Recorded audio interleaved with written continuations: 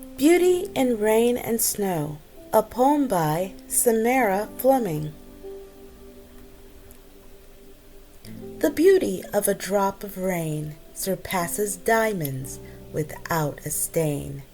Its clearness seems to just reflect the earth enough to resurrect the green, the red, yellow, and the blue from wilted seeds or residue, then somehow splatters all around and then settles down into the ground.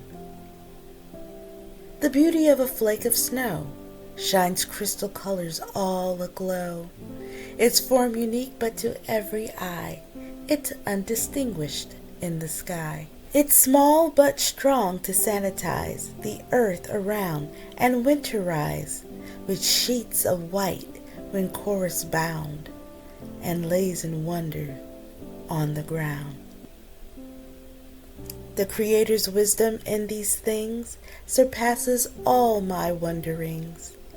This water in liquid or in solid form, only God can make it to perform. In distilled showers from the skies, falling down around to functionalize its work of cleansing all the earth, revealing its creative worth. I praise the Lord, these wonders be given us to think on thee.